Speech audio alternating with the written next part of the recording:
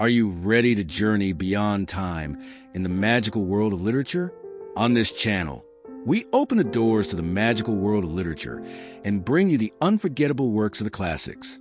Today, we are here with Jane Austen's immortal work, Pride and Prejudice. This unique story, which extends from the elegant salons of 19th century England to the serene atmosphere of country life, tells a story of how pride and prejudice overshadow love. This unforgettable love story, which oscillates between Elizabeth Bennet's intelligence and Mr. Darcy's mysterious charm, will deeply affect you. Are you ready? Then sit back, close your eyes, and step into the magical world of Pride and Prejudice. Enjoy listening. Chapter 18. Till Elizabeth entered the drawing-room at Netherfield, and looked in vain for Mr. Wickham among the cluster of red coats there assembled, a doubt of his being present had never occurred to her. The certainty of meeting him had not been checked by any of those recollections that might not unreasonably have alarmed her.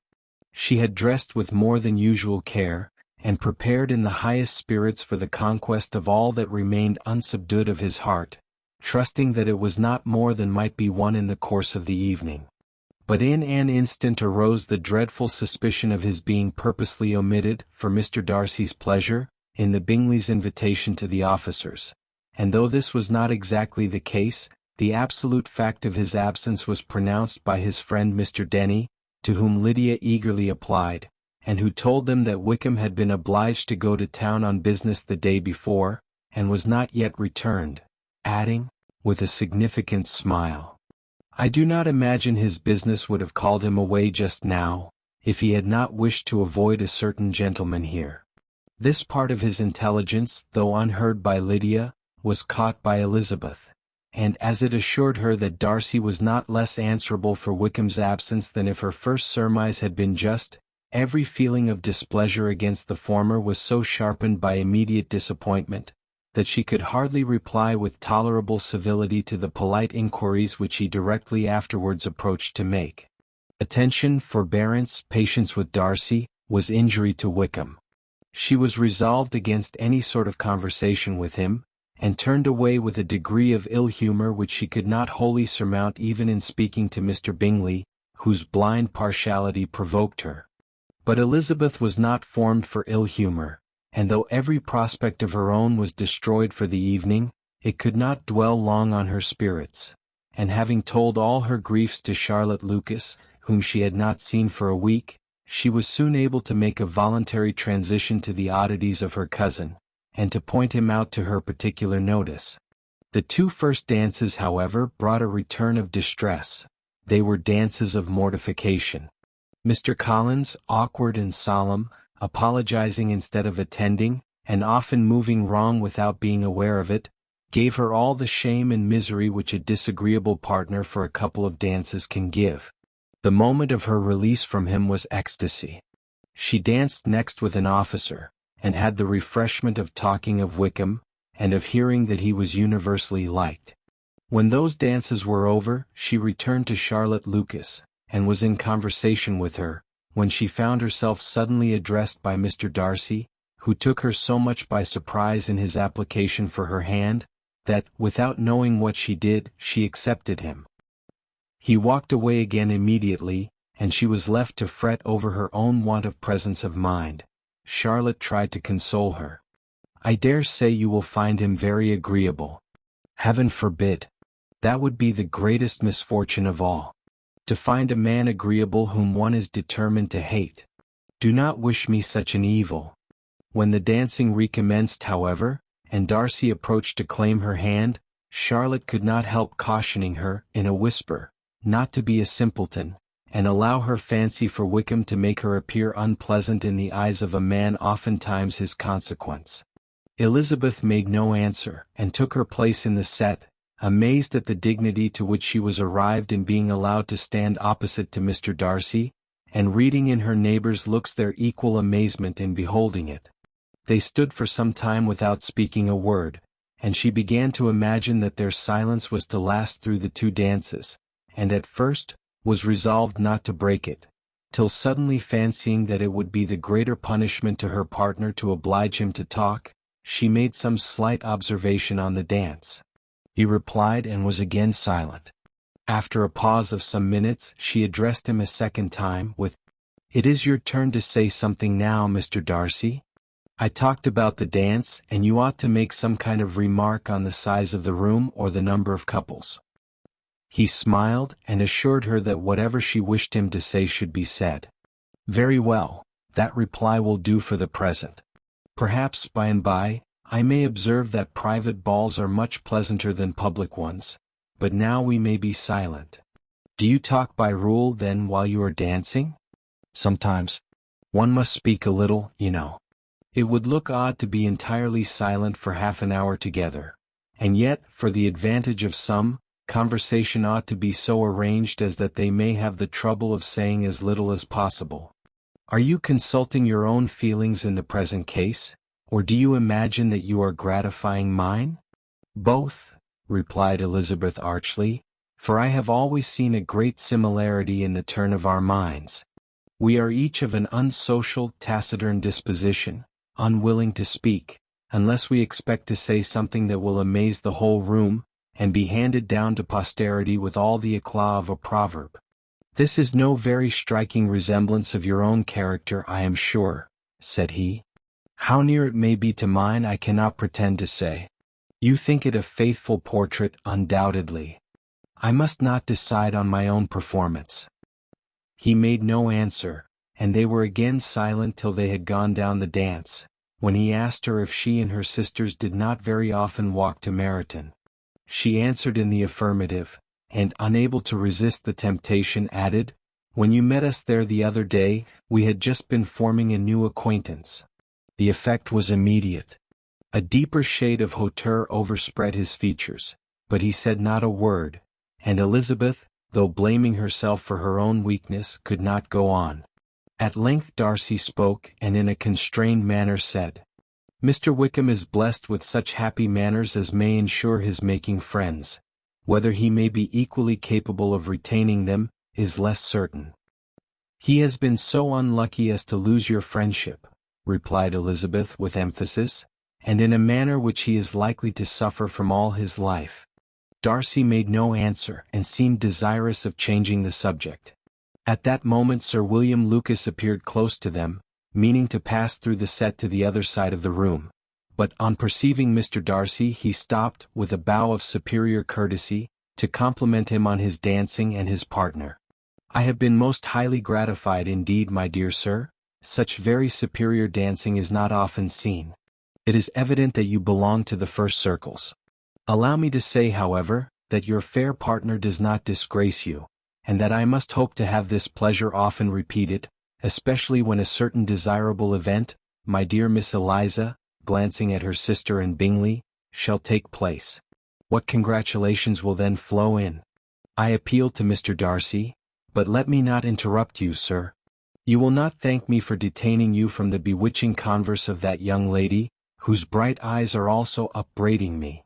The latter part of this address was scarcely heard by Darcy, but Sir William's allusion to his friend seemed to strike him forcibly, and his eyes were directed, with a very serious expression, towards Bingley and Jane, who were dancing together.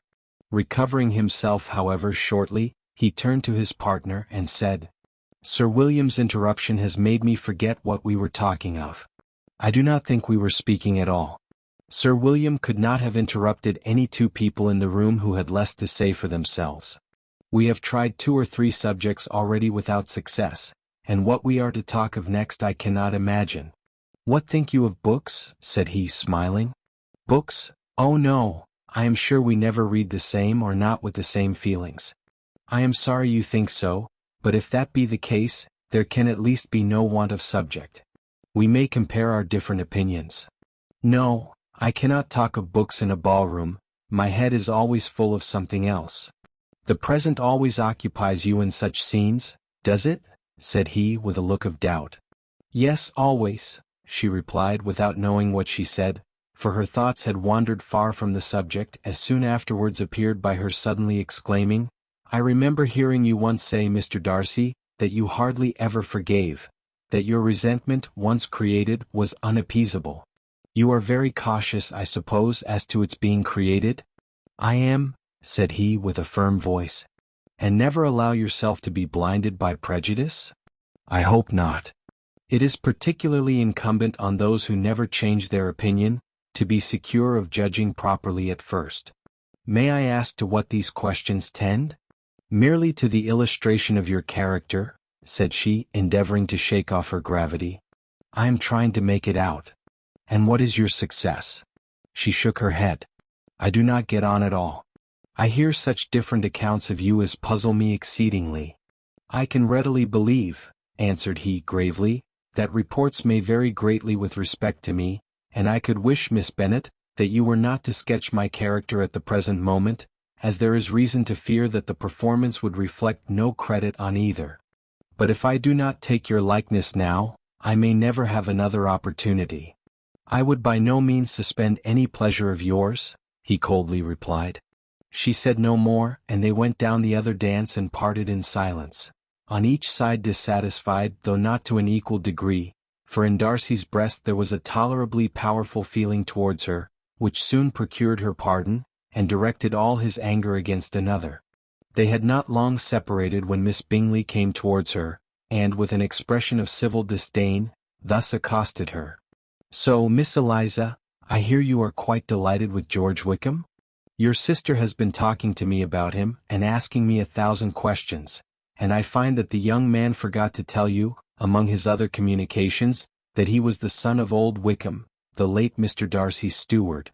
Let me recommend you, however, as a friend, not to give implicit confidence to all his assertions, for as to Mr. Darcy's using him ill, it is perfectly false, for on the contrary he has been always remarkably kind to him, though George Wickham has treated Mr. Darcy in a most infamous manner. I do not know the particulars, but I know very well that Mr. Darcy is not in the least to blame, that he cannot bear to hear George Wickham mentioned, and that though my brother thought he could not well avoid including him in his invitation to the officers, he was excessively glad to find that he had taken himself out of the way. His coming into the country at all is a most insolent thing indeed, and I wonder how he could presume to do it. I pity you, Miss Eliza, for this discovery of your favourite's guilt, but really, considering his descent, one could not expect much better." "His guilt and his descent appear by your account to be the same," said Elizabeth angrily, "for I have heard you accuse him of nothing worse than of being the son of Mr. Darcy's steward, and of that, I can assure you, he informed me himself." "I beg your pardon," replied Miss Bingley, turning away with a sneer. "Excuse my interference, it was kindly meant." "Insolent girl," said Elizabeth to herself. "You are much mistaken if you expect to influence me by such a paltry attack as this. I see nothing in it but your own wilful ignorance and the malice of Mr. Darcy." She then sought her eldest sister, who had undertaken to make inquiries on the same subject of Bingley. Jane met her with a smile of such sweet complacency, a glow of such happy expression, as sufficiently marked how well she was satisfied with the occurrences of the evening.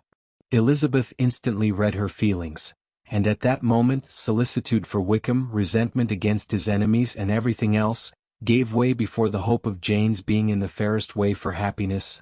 "I want to know," said she, with a countenance no less smiling than her sister's, "what you have learnt about Mr. Wickham.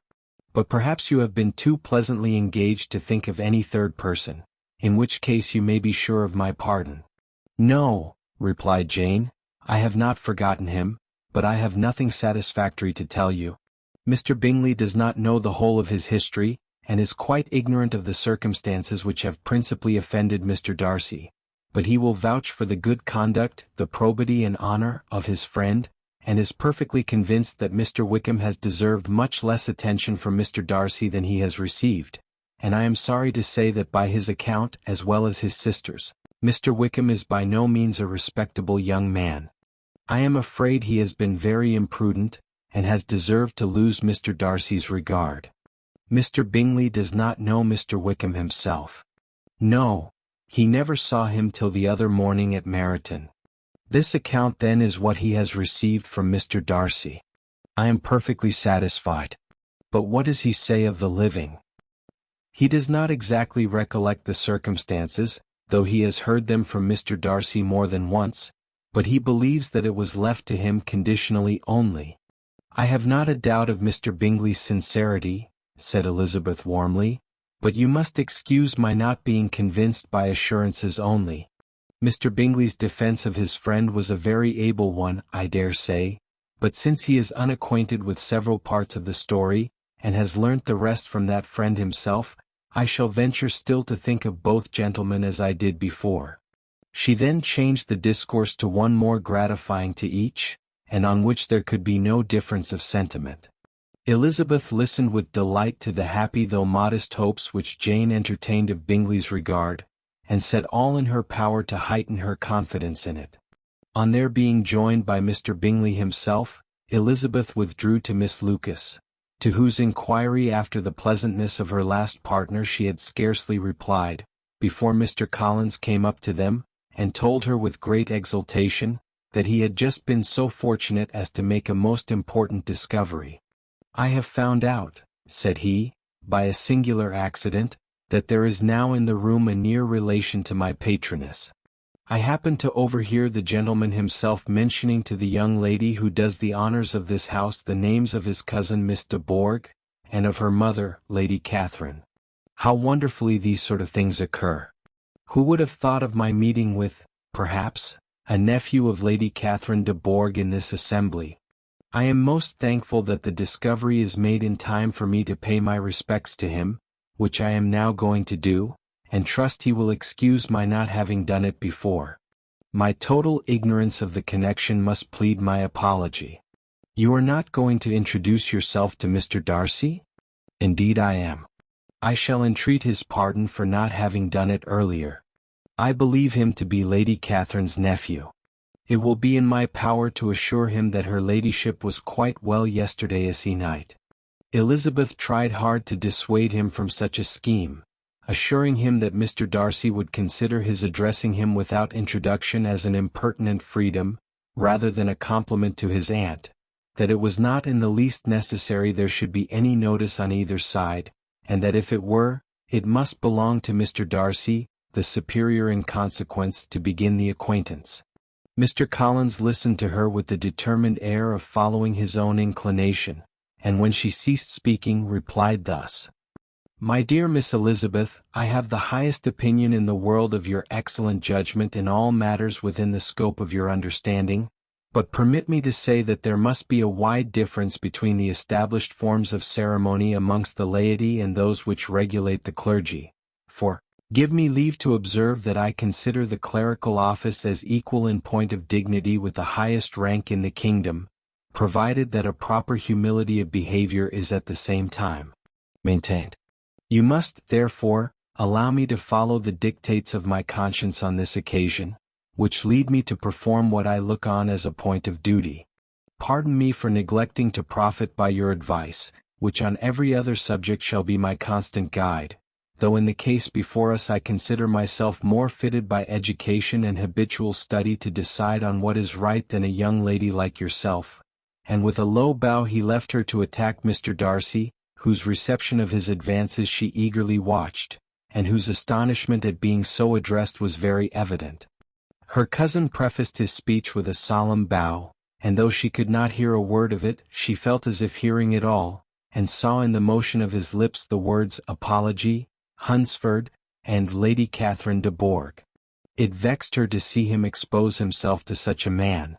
Mr. Darcy was eyeing him with unrestrained wonder, and when at last Mr. Collins allowed him to speak, replied with an air of distant civility.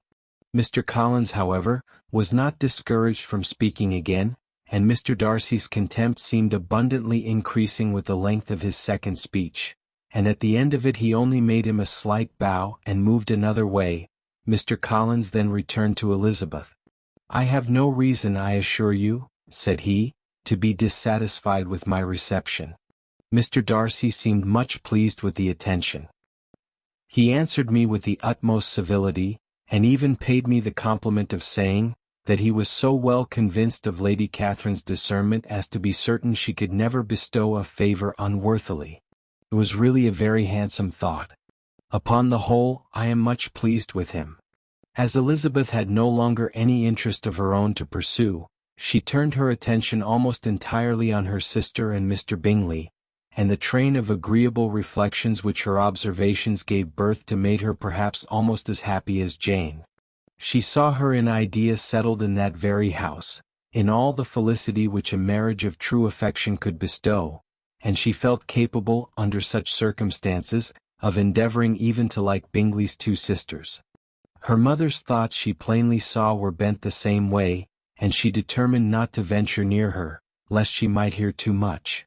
When they sat down to supper, therefore, she considered it a most unlucky perverseness which placed them within one of each other, and deeply was she vexed to find that her mother was talking to that one person, Lady Lucas, freely, openly, and of nothing else but of her expectation that Jane would be soon married to Mr. Bingley. It was an animating subject, and Mrs. Bennet seemed incapable of fatigue while enumerating the advantages of the match. His being such a charming young man and so rich and living but 3 miles from them, were the first points of self-gratulation, and then it was such a comfort to think how fond the two sisters were of Jane, and to be certain that they must desire the connection as much as she could do. It was, moreover, such a promising thing for her younger daughters, as Jane's marrying so greatly must throw them in the way of other rich men. And lastly, it was so pleasant at her time of life to be able to consign her single daughters to the care of their sister, that she might not be obliged to go into company more than she liked. It was necessary to make this circumstance a matter of pleasure, because on such occasions it is the etiquette, but no one was less likely than Mrs. Bennet to find comfort in staying at home at any period of her life. She concluded with many good wishes that Lady Lucas might soon be equally fortunate, though evidently and triumphantly believing there was no chance of it. In vain did Elizabeth endeavour to check the rapidity of her mother's words, or persuade her to describe her felicity in a less audible whisper, for to her inexpressible vexation she could perceive that the chief of it was overheard by Mr. Darcy, who sat opposite to them. Her mother only scolded her for being nonsensical. "What is Mr. Darcy to me, pray, that I should be afraid of him? I am sure we owe him no such particular civility as to be obliged to say nothing he may not like to hear. For heaven's sake, madam, speak lower. What advantage can it be to you to offend Mr. Darcy? You will never recommend yourself to his friend by so doing." Nothing that she could say, however, had any influence. Her mother would talk of her views in the same intelligible tone. Elizabeth blushed and blushed again with shame and vexation. She could not help frequently glancing her eye at Mr. Darcy, though every glance convinced her of what she dreaded, for though he was not always looking at her mother, she was convinced that his attention was invariably fixed by her. The expression of his face changed gradually from indignant contempt to a composed and steady gravity. At length, however, Mrs. Bennet had no more to say, and Lady Lucas, who had been long yawning at the repetition of delights which she saw no likelihood of sharing, was left to the comforts of cold ham and chicken. Elizabeth now began to revive. But not long was the interval of tranquillity, for when supper was over, singing was talked of, and she had the mortification of seeing Mary, after very little entreaty, preparing to oblige the company. By many significant looks and silent entreaties did she endeavour to prevent such a proof of complaisance. But in vain. Mary would not understand them. Such an opportunity of exhibiting was delightful to her, and she began her song. Elizabeth's eyes were fixed on her, with most painful sensations, and she watched her progress through the several stanzas with an impatience which was very ill rewarded at their close. For Mary, on receiving amongst the thanks of the table the hint of a hope that she might be prevailed on to favour them again, after the pause of half a minute began another. Mary's powers were by no means fitted for such a display. Her voice was weak and her manner affected. Elizabeth was in agonies. She looked at Jane to see how she bore it, but Jane was very composedly talking to Bingley. She looked at his two sisters, and saw them making signs of derision at each other, and at Darcy, who continued, however, impenetrably grave. She looked at her father to entreat his interference, lest Mary should be singing all night. He took the hint, and when Mary had finished her second song, said aloud, "That will do extremely well, child. You have delighted us long enough. Let the other young ladies have time to exhibit." Mary, though pretending not to hear, was somewhat disconcerted, and Elizabeth, sorry for her and sorry for her father's speech, was afraid her anxiety had done no good. Others of the party were now applied to. "If I," said Mr. Collins, "were so fortunate as to be able to sing, I should have great pleasure, I am sure, in obliging the company with an air, for I consider music as a very innocent diversion, and perfectly compatible with the profession of a clergyman. I do not mean, however, to assert that we can be justified in devoting too much of our time to music, for there are certainly other things to be attended to. The rector of a parish has much to do. In the first place, he must make such an agreement for tithes as may be beneficial to himself and not offensive to his patron. He must write his own sermons, and the time that remains will not be too much for his parish duties, and the care and improvement of his dwelling, which he cannot be excused from making as comfortable as possible. And I do not think it of light importance that he should have attentive and conciliatory manners towards everybody, especially towards those to whom he owes his preferment. I cannot acquit him of that duty, nor could I think well of the man who should omit an occasion of testifying his respect towards anybody connected with the family." And with a bow to Mr. Darcy, he concluded his speech, which had been spoken so loud as to be heard by half the room. Many stared, many smiled, but no one looked more amused than Mr. Bennet himself, while his wife seriously commended Mr. Collins for having spoken so sensibly, and observed in a half-whisper to Lady Lucas, that he was a remarkably clever, good kind of young man. To Elizabeth it appeared, that had her family made an agreement to expose themselves as much as they could during the evening, it would have been impossible for them to play their parts with more spirit or finer success, and happy did she think it for Bingley and her sister that some of the exhibition had escaped his notice, and that his feelings were not of a sort to be much distressed by the folly which he must have witnessed. That his two sisters and Mr. Darcy, however, should have such an opportunity of ridiculing her relations was bad enough, and she could not determine whether the silent contempt of the gentlemen, or the insolent smiles of the ladies, were more intolerable. The rest of the evening brought her little amusement. She was teased by Mr. Collins, who continued most perseveringly by her side, and though he could not prevail with her to dance with him again, put it out of her power to dance with others. In vain did she entreat him to stand up with somebody else, and offered to introduce him to any young lady in the room. He assured her that, as to dancing, he was perfectly indifferent to it, that his chief object was, by delicate attentions, to recommend himself to her, and that he should therefore make a point of remaining close to her the whole evening. There was no arguing upon such a project.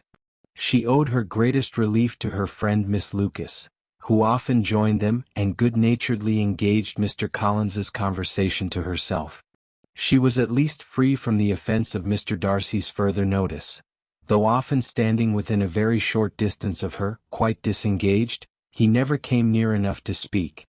She felt it to be the probable consequence of her allusions to Mr. Wickham, and rejoiced in it. The Longbourn party were the last of all the company to depart, and by a maneuver of Mrs. Bennet had to wait for their carriage a quarter of an hour after everybody else was gone, which gave them time to see how heartily they were wished away by some of the family. Mrs. Hurst and her sister scarcely opened their mouths except to complain of fatigue, and were evidently impatient to have the house to themselves. They repulsed every attempt of Mrs. Bennet at conversation, and by so doing, threw a languor over the whole party, which was very little relieved by the long speeches of Mr. Collins, who was complimenting Mr. Bingley and his sisters on the elegance of their entertainment, and the hospitality and politeness which had marked their behavior to their guests. Darcy said nothing at all. Mr. Bennet, in equal silence, was enjoying the scene. Mr. Bingley and Jane were standing together a little detached from the rest, and talked only to each other. Elizabeth preserved as steady a silence as either Mrs. Hurst or Miss Bingley, and even Lydia was too much fatigued to utter more than the occasional exclamation of, "Lord, how tired I am!" accompanied by a violent yawn. When at length they arose to take leave, Mrs. Bennet was most pressingly civil in her hope of seeing the whole family soon at Longbourn, and addressed herself particularly to Mr. Bingley, to assure him how happy he would make them, by eating a family dinner with them at any time, without the ceremony of a formal invitation. Bingley was all grateful pleasure, and he readily engaged for taking the earliest opportunity of waiting on her after his return from London, whither he was obliged to go the next day for a short time. Mrs. Bennet was perfectly satisfied, and quitted the house under the delightful persuasion that, allowing for the necessary preparations of settlements, new carriages and wedding clothes, she should undoubtedly see her daughter settled at Netherfield in the course of 3 or 4 months. Of having another daughter married to Mr. Collins she thought with equal certainty, and with considerable, though not equal, pleasure. Elizabeth was the least dear to her of all her children, and though the man and the match were quite good enough for her, the worth of each was eclipsed by Mr. Bingley and Netherfield. Chapter 19. The next day opened a new scene at Longbourn. Mr. Collins made his declaration in form. Having resolved to do it without loss of time, as his leave of absence extended only to the following Saturday, and having no feelings of diffidence to make it distressing to himself even at the moment, he set about it in a very orderly manner, with all the observances which he supposed a regular part of the business. On finding Mrs. Bennet, Elizabeth, and one of the younger girls together, soon after breakfast, he addressed the mother in these words. "May I hope, madam, for your interest with your fair daughter Elizabeth, when I solicit for the honor of a private audience with her in the course of this morning?" Before Elizabeth had time for anything but a blush of surprise, Mrs. Bennet instantly answered, "Oh dear. Yes, certainly. I am sure Lizzie will be very happy. I am sure she can have no objection. Come, Kitty, I want you upstairs." And gathering her work together, she was hastening away when Elizabeth called out, "Dear ma'am, do not go. I beg you will not go. Mr. Collins must excuse me. He can have nothing to say to me that anybody need not hear. I am going away myself." "No, no, nonsense, Lizzie. I desire you will stay where you are." And upon Elizabeth seeming really, with vexed and embarrassed looks, about to escape, she added, "Lizzie, I insist upon your staying and hearing Mr. Collins."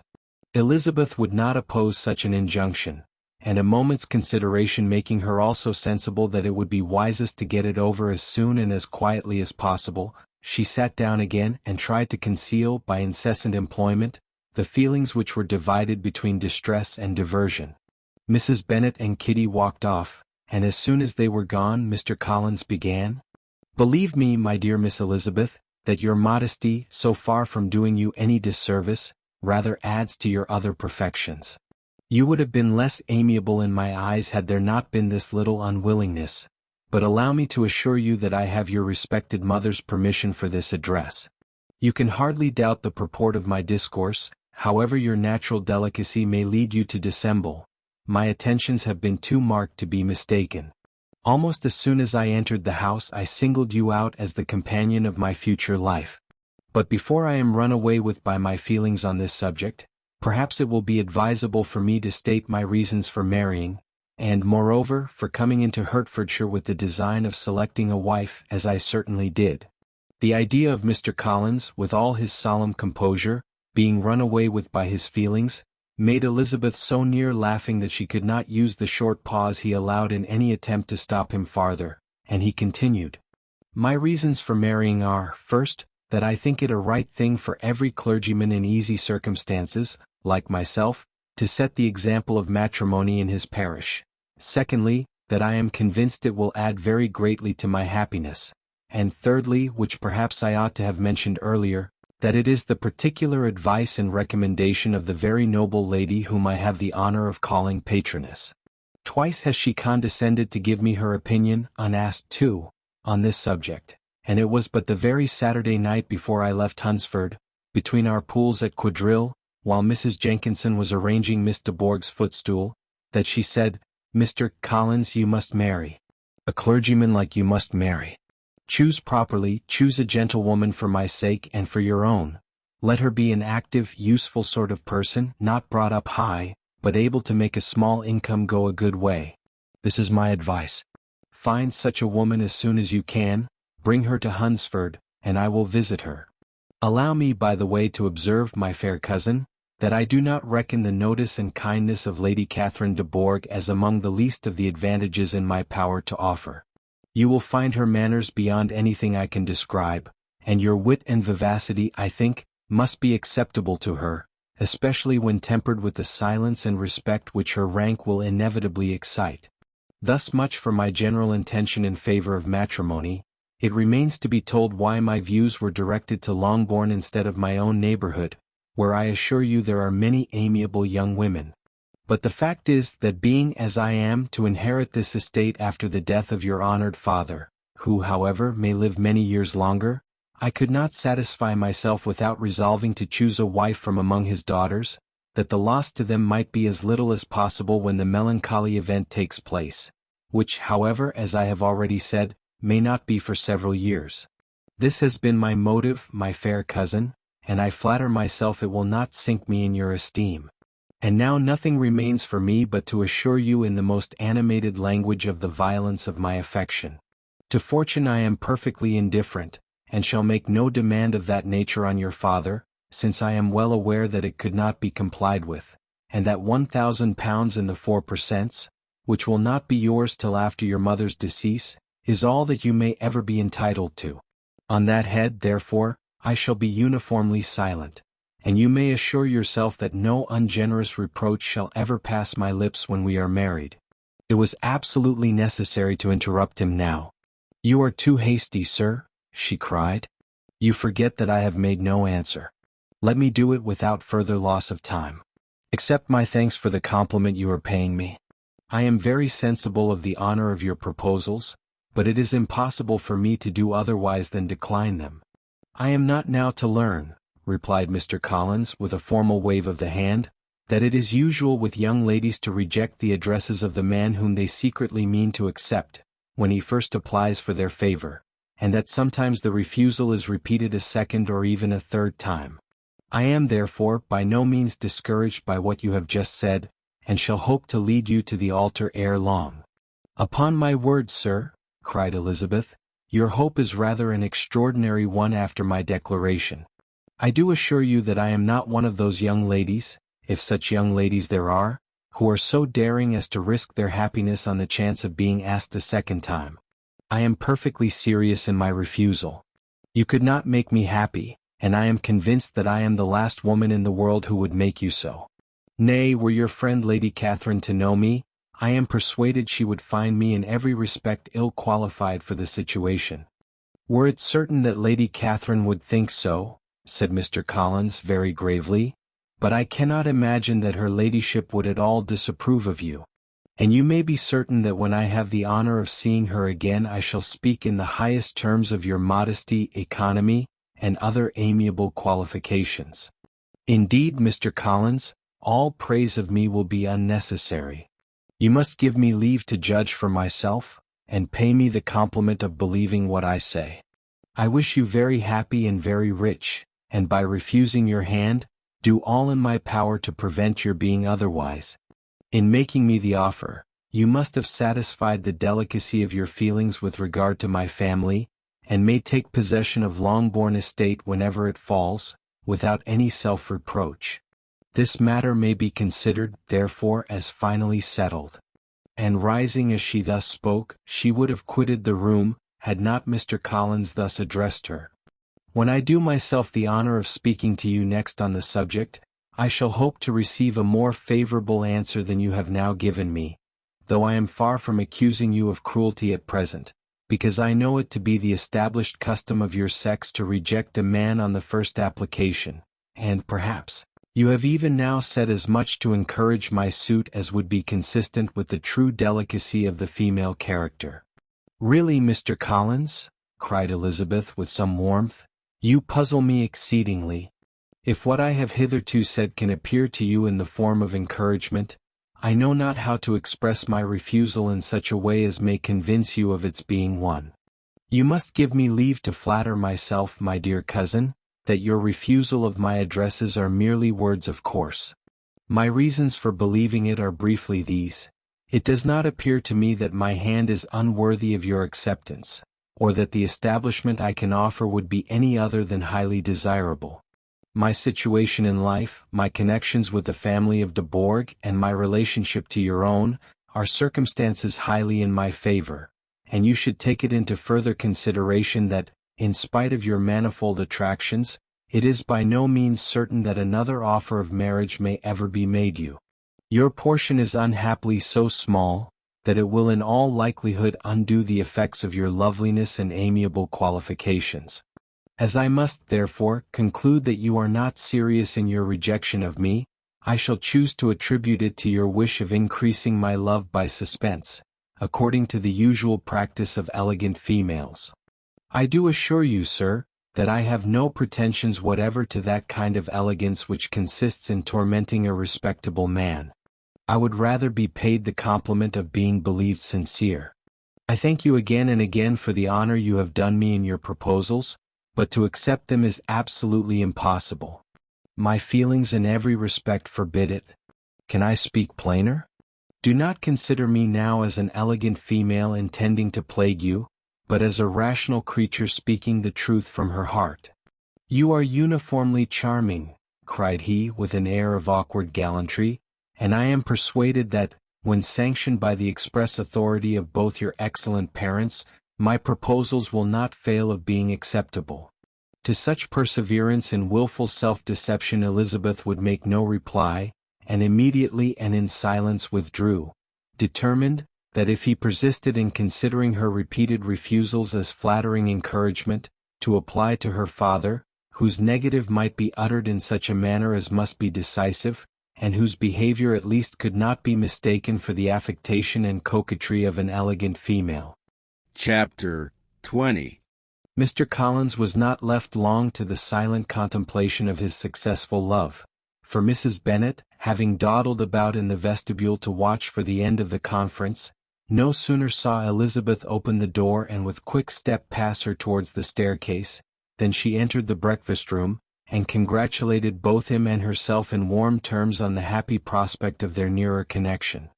Mr. Collins received and returned these felicitations with equal pleasure, and then proceeded to relate the particulars of their interview, with the result of which he trusted he had every reason to be satisfied, since the refusal which his cousin had steadfastly given him would naturally flow from her bashful modesty and the genuine delicacy of her character. This information, however, startled Mrs. Bennet. She would have been glad to be equally satisfied that her daughter had meant to encourage him by protesting against his proposals, but she dared not believe it and could not help saying so. But depend upon it, Mr. Collins, she added, that Lizzie shall be brought to reason. I will speak to her about it myself directly. She is a very headstrong, foolish girl, and does not know her own interest, but I will make her know it. Pardon me for interrupting you, madam, cried Mr. Collins, but if she is really headstrong and foolish, I know not whether she would altogether be a very desirable wife to a man in my situation, who naturally looks for happiness in the marriage state. If, therefore, she actually persists in rejecting my suit, perhaps it were better not to force her into accepting me, because, if liable to such defects of temper, she could not contribute much to my felicity. Sir, you quite misunderstand me, said Mrs. Bennet, alarmed. Lizzie is only headstrong in such matters as these. In everything else she is as good-natured a girl as ever lived. I will go directly to Mr. Bennet, and we shall very soon settle it with her, I am sure. She would not give him time to reply, but hurrying instantly to her husband, called out as she entered the library, "Oh, Mr. Bennet, you are wanted immediately, we are all in an uproar. You must come and make Lizzie marry Mr. Collins, for she vows she will not have him, and if you do not make haste he will change his mind and not have her." Mr. Bennet raised his eyes from his book as she entered, and fixed them on her face with a calm unconcern, which was not in the least altered by her communication. "I have not the pleasure of understanding you," said he, when she had finished her speech. "Of what are you talking?" "Of Mr. Collins and Lizzie. Lizzie declares she will not have Mr. Collins, and Mr. Collins begins to say that he will not have Lizzie. And what am I to do on the occasion? It seems a hopeless business. Speak to Lizzie about it yourself. Tell her that you insist upon her marrying him. Let her be called down. She shall hear my opinion." Mrs. Bennet rang the bell, and Miss Elizabeth was summoned to the library. "Come here, child," cried her father as she appeared. I have sent for you on an affair of importance. I understand that Mr. Collins has made you an offer of marriage. Is it true?" Elizabeth replied that it was. "Very well, and this offer of marriage you have refused?" "I have, sir." "Very well. We now come to the point. Your mother insists upon your accepting it. Is it not so, Mrs. Bennet?" "Yes, or I will never see her again. An unhappy alternative is before you, Elizabeth. From this day you must be a stranger to one of your parents. Your mother will never see you again if you do not marry Mr. Collins, and I will never see you again if you do." Elizabeth could not but smile at such a conclusion of such a beginning, but Mrs. Bennet, who had persuaded herself that her husband regarded the affair as she wished, was excessively disappointed. "What do you mean, Mr. Bennet, by talking in this way? You promised me to insist upon her marrying him." "My dear," replied her husband, "I have two small favors to request. First, that you will allow me the free use of my understanding on the present occasion, and secondly, of my room. I shall be glad to have the library to myself as soon as may be." Not yet, however, in spite of her disappointment in her husband, did Mrs. Bennet give up the point. She talked to Elizabeth again and again, coaxed and threatened her by turns. She endeavored to secure Jane in her interest, but Jane, with all possible mildness, declined interfering, and Elizabeth, sometimes with real earnestness and sometimes with playful gaiety, replied to her attacks. Though her manner varied, however, her determination never did. Mr. Collins, meanwhile, was meditating in solitude on what had passed. He thought too well of himself to comprehend on what motive his cousin could refuse him, and though his pride was hurt, he suffered in no other way.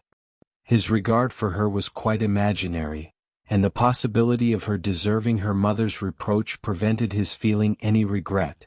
While the family were in this confusion, Charlotte Lucas came to spend the day with them. She was met in the vestibule by Lydia, who, flying to her, cried in a half-whisper, "I am glad you are come, for there is such fun here. What do you think has happened this morning? Mr. Collins has made an offer to Lizzie, and she will not have him."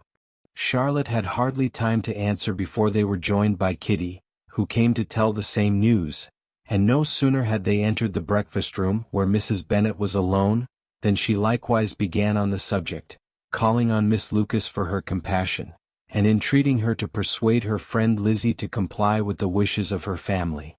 "Pray do, my dear Miss Lucas," she added in a melancholy tone, "for nobody is on my side, nobody takes part with me, I am cruelly used, nobody feels for my poor nerves." Charlotte's reply was spared by the entrance of Jane and Elizabeth.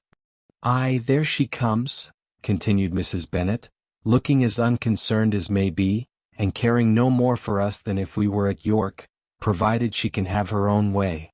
"But I tell you what, Miss Lizzie, if you take it into your head to go on refusing every offer of marriage in this way, you will never get a husband at all, and I am sure I do not know who is to maintain you when your father is dead. I shall not be able to keep you, and so I warn you. I have done with you from this very day. I told you in the library, you know, that I should never speak to you again, and you will find me as good as my word. I have no pleasure in talking to undutiful children. Not that I have much pleasure, indeed, in talking to anybody. People who suffer as I do from nervous complaints can have no great inclination for talking.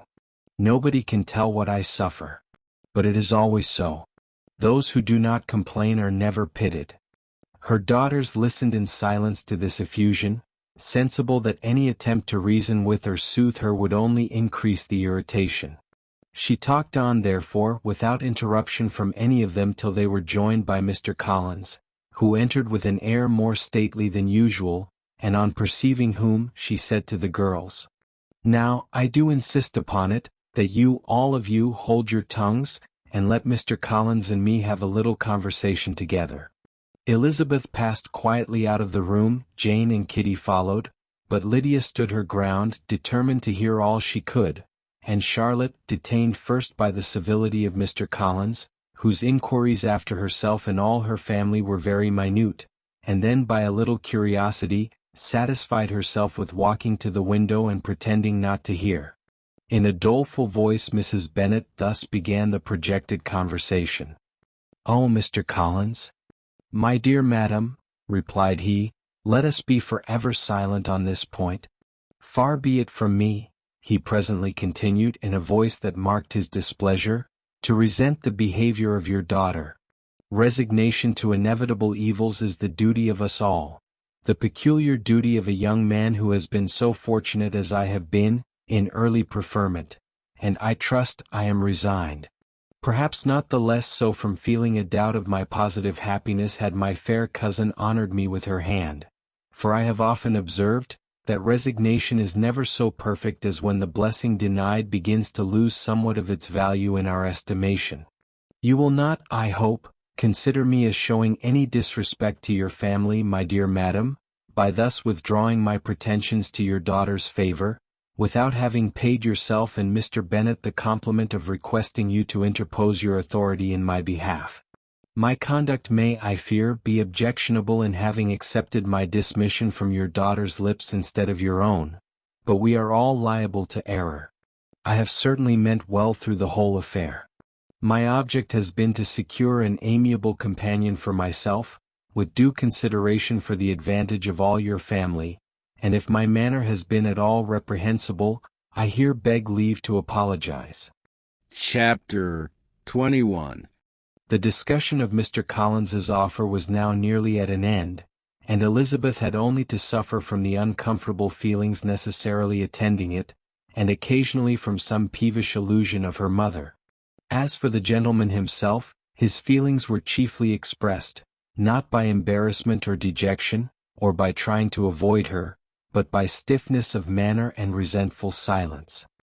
He scarcely ever spoke to her, and the assiduous attentions which he had been so sensible of himself were transferred for the rest of the day to Miss Lucas, whose civility in listening to him was a seasonable relief to them all, and especially to her friend.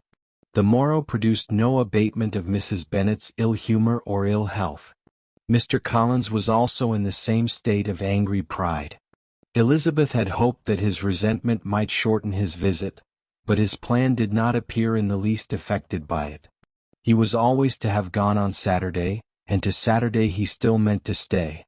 After breakfast, the girls walked to Meryton, to inquire if Mr. Wickham were returned, and to lament over his absence from the Netherfield ball. He joined them on their entering the town, and attended them to their aunt's, where his regret and vexation and the concern of everybody were well talked over. To Elizabeth, however, he voluntarily acknowledged that the necessity of his absence had been self-imposed. "I found," said he, as the time drew near, "that I had better not meet Mr. Darcy. That to be in the same room, the same party with him for so many hours together, might be more than I could bear, and that scenes might arise unpleasant to more than myself."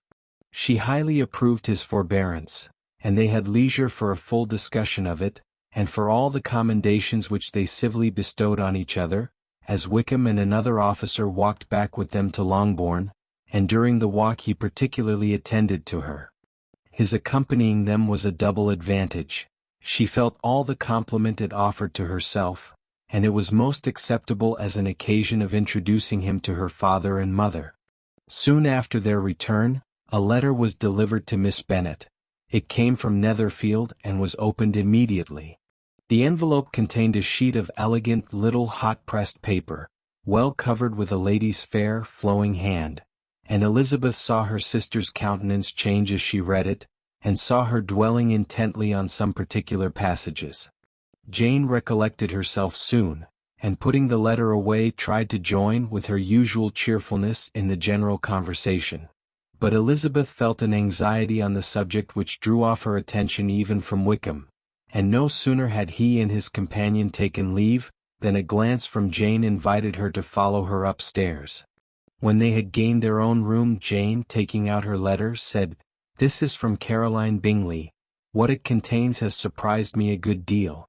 The whole party have left Netherfield by this time, and are on their way to town, and without any intention of coming back again. You shall hear what she says." She then read the first sentence aloud, which comprised the information of their having just resolved to follow their brother to town directly, and of their meaning to dine that day in Grosvenor Street, where Mr. Hurst had a house. The next was in these words: "I do not pretend to regret anything I shall leave in Hertfordshire except your society, my dearest friend, but we will hope, at some future period, to enjoy many returns of that delightful intercourse we have known, and in the meanwhile may lessen the pain of separation by a very frequent and most unreserved correspondence. I depend on you for that." To these high-flown expressions Elizabeth listened with all the insensibility of distrust, and though the suddenness of their removal surprised her, she saw nothing in it really to lament. It was not to be supposed that their absence from Netherfield would prevent Mr. Bingley's being there, and as to the loss of their society, she was persuaded that Jane must soon cease to regard it in the enjoyment of his. "It is unlucky," said she after a short pause, "that you should not be able to see your friends before they leave the country. But may we not hope that the period of future happiness, to which Miss Bingley looks forward, may arrive earlier than she is aware, and that the delightful intercourse you have known as friends will be renewed with yet greater satisfaction as sisters? Mr. Bingley will not be detained in London by them. Caroline decidedly says that none of the party will return into Hertfordshire this winter. I will read it to you. When my brother left us yesterday, he imagined that the business which took him to London might be concluded in 3 or 4 days, but as we are certain it cannot be so, and at the same time convinced that when Charles gets to town he will be in no hurry to leave it again, we have determined on following him thither, that he may not be obliged to spend his vacant hours in a comfortless hotel. Many of my acquaintance are already there for the winter. I wish I could hear that you, my dearest friend, had any intention of making one in the crowd, but of that I despair. I sincerely hope your Christmas in Hertfordshire may abound in the gaieties which that season generally brings, and that your beaux will be so numerous as to prevent your feeling the loss of the 3 of whom we shall deprive you. It is evident by this," added Jane, "that he comes back no more this winter. It is only evident that Miss Bingley does not mean he should. Why will you think so? It must be his own doing, he is his own master. But you do not know all. I will read you the passage which particularly hurts me. I will have no reserves from you. Mr. Darcy is impatient to see his sister, and to confess the truth, we are scarcely less eager to meet her again. I really do not think Georgiana Darcy has her equal for beauty, elegance, and accomplishments, and the affection she inspires in Louisa and myself is heightened into something still more interesting from the hope we dare to entertain of her being hereafter our sister. I do not know whether I ever before mentioned to you my feelings on this subject, but I will not leave the country without confiding them, and I trust you will not esteem them unreasonable. My brother admires her greatly already. He will have frequent opportunity now of seeing her on the most intimate footing. Her relations all wish the connection as much as his own, and a sister's partiality is not misleading me, I think, when I call Charles most capable of engaging any woman's heart. With all these circumstances to favor an attachment, and nothing to prevent it, am I wrong, my dearest Jane, in indulging the hope of an event which will secure the happiness of so many? What think you of this sentence, my dear Lizzie? Said Jane as she finished it. Is it not clear enough? Does it not expressly declare that Caroline neither expects nor wishes me to be her sister, that she is perfectly convinced of her brother's indifference, and that if she suspects the nature of my feelings for him she means, most kindly, to put me on my guard? Can there be any other opinion on the subject? Yes, there can, for mine is totally different. Will you hear it? Most willingly. You shall have it in a few words. Miss Bingley sees that her brother is in love with you and wants him to marry Miss Darcy. She follows him to town in the hope of keeping him there, and tries to persuade you that he does not care about you. Jane shook her head. Indeed, Jane, you ought to believe me. No one who has ever seen you together can doubt his affection. Miss Bingley, I am sure, cannot. She is not such a simpleton. Could she have seen half as much love in Mr. Darcy for herself, she would have ordered her wedding clothes. But the case is this. We are not rich enough or grand enough for them, and she is the more anxious to get Miss Darcy for her brother, from the notion that when there has been one intermarriage, she may have less trouble in achieving a second, in which there is certainly some ingenuity, and I dare say it would succeed if Miss de Bourgh were out of the way. But, my dearest Jane, you cannot seriously imagine that because Miss Bingley tells you her brother greatly admires Miss Darcy, he is in the smallest degree less sensible of your merit than when he took leave of you on Tuesday, or that it will be in her power to persuade him that, instead of being in love with you, he is very much in love with her friend. If we thought alike of Miss Bingley, replied Jane, your representation of all this might make me quite easy. But I know the foundation is unjust.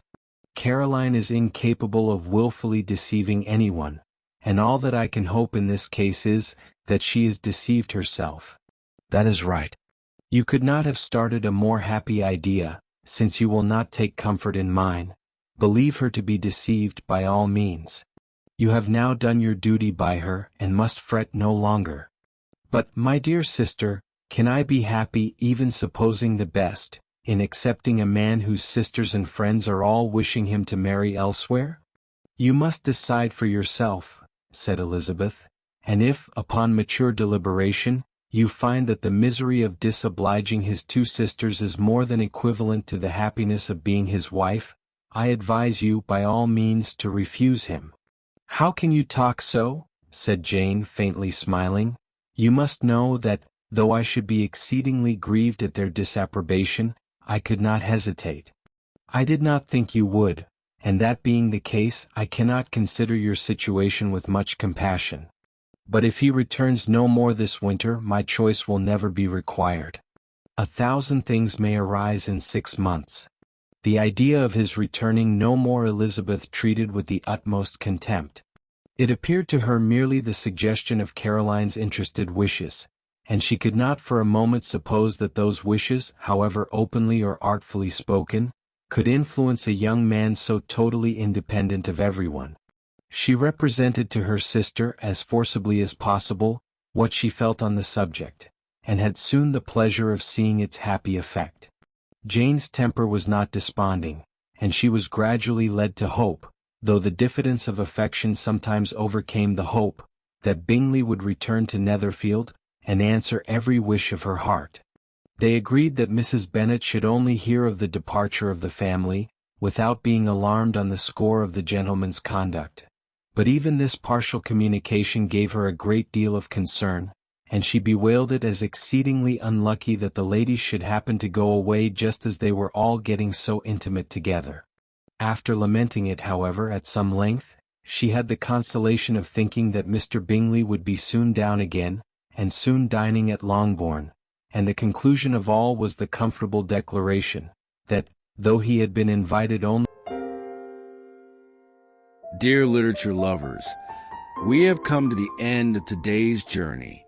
I hope you enjoyed your time with Jane Austen's immortal work as much as I did. It brings me great joy to share these works with you. To support my channel, please don't forget to like and subscribe. You can share your thoughts and suggestions with me in the comments. I hope to see you in the next video. Goodbye.